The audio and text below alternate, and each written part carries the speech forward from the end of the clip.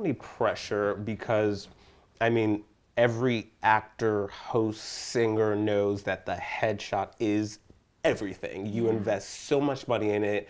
It's the first thing the casting director sees, and if they don't like the headshot, you're not coming in. Yes, it's so much pressure because on a daily basis, people will come to me and everybody's different. They're saying, well, but this casting director wants this, and this one likes this. Oh, this one doesn't. And it might be even as specific as this person likes to see your whole body in it, your arm shape, whereas this person doesn't want to see your arms, it's too revealing.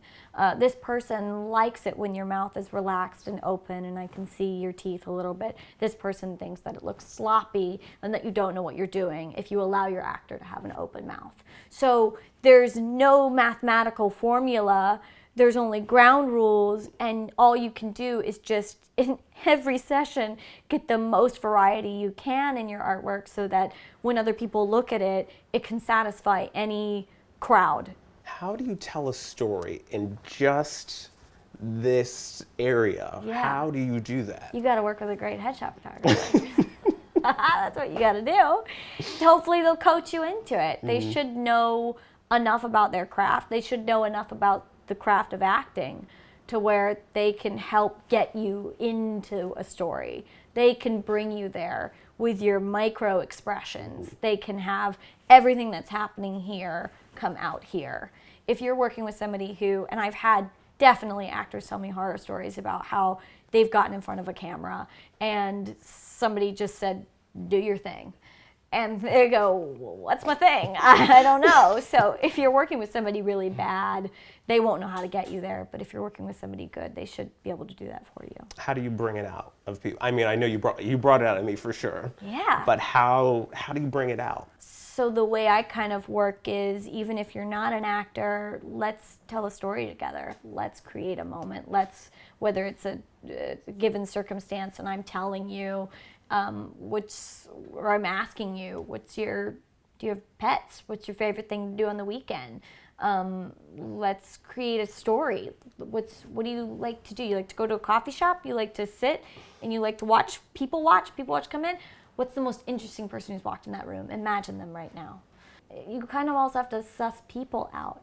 You have to feel them out. How do they work? Are they sensitive?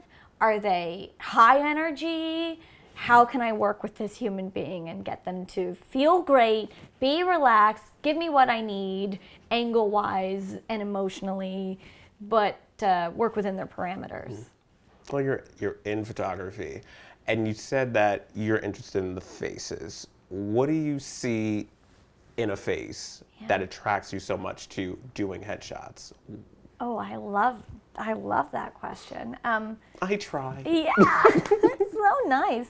The idea of loving that world, loving film and TV, theater, and creating stories, and the characters that I would get to know as I was being an actor. I mean, part of what I was trying to do is walk around and study people you don't know, get to know them, find out what makes them tick, and physically what are their tics, and how do they operate.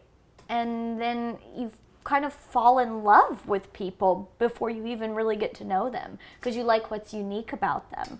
So I think every day when I have actors come in, it brings me back into that world where I get to think about what's the uniqueness of this person, what's their individuality, and that's so attractive to get to know people at a really intimate level for an hour to 8 hours, however long your shoot is. You're getting to know somebody who there's nobody else in the world like them. And I think there's something to treasure about that. There's something really juicy about that. So now you have all this experience and you're a busy lady. You're now doing branding packages, you're doing image consultations. Yeah. Like, when did this expansion start happening? And well, it was actually unadvertised for me. I used to do really artistic photography as a hobby, but I didn't think I could get paid for it. So I have a huge portfolio that's the crazy stuff. I used to have people come over to my house, or I'd meet them at some random place, and I'd stick crap on their face, like cotton balls or leaves, or like splatter them with paint, and we just did all kinds of crazy stuff, jumping on rooftops with broken glass underneath them, and just to get a cool shot. And they were totally free of charge, just fun things that I would do to almost paint with a camera every day, because I didn't think I could get paid for it. And then again, that falls into the trends of what's happening now. A lot of actors are doing online submissions, and a lot of people are looking at websites, and this never used to be a thing. Suddenly now it is, and those actors have to be able to showcase themselves on an online form as who they truly are. So suddenly branding photography is a thing. There was a demand for it. People started to reach out to photographers saying, can you just get me full body? I just need something that looks like me. I'm kind of punky, or I'm kind of quirky, and I need something that represents that. And so it just sort of developed with trends over time. And then I was like, yeah, let's do it. Let's jump on the bandwagon and take all this stuff I used to do just for shits and giggles, and let's do it as part of the business. You've created a pretty successful one. It is so nice to be able to wake up and go, oh, I get to make art today. I don't have to work a second job, but it took a lot to get to that point. Right. It definitely did. When you're thinking about your life down the road, Yeah. where do you see this business? Where do you see Emily the photographer? Yeah, well, I love what I'm doing now. I love actors' headshots. For me, when I am able to have maybe touched the lives of a lot of actors in this city, and I get bored by my craft, then I think I'll move into something new. But I don't think it would be related to photography, surprisingly. I think I would want to do something still in the arts, but I probably would maybe want to do something that, or maybe not even in the arts. I don't know, maybe in the art sciences or something like that.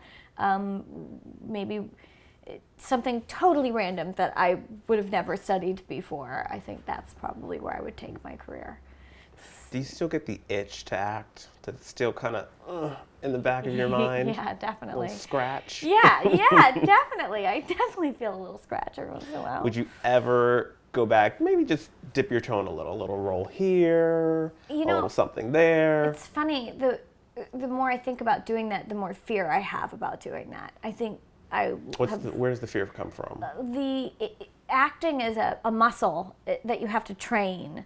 And the minute you stop training that muscle, you get really, really weak in it. And I think that if I were to go back and do it, I would have a lot of problems. Certain people are meant to be in certain things. And I think the universe gives you a doorway to those things if you're really meant to do it. Right now, the universe has its door open for me in photography, and I'm happy to jump right in there and do it. If I see some great material, and I see somebody who looks like me in a role that I probably would have really wanted to play, there's definitely the itch comes up, and I think, God, I could have done that. Right. I probably could have done it pretty good, but I can't see myself jumping back into that world. Possibly doing voiceover work. I think, maybe that, but that's definitely difficult to answer.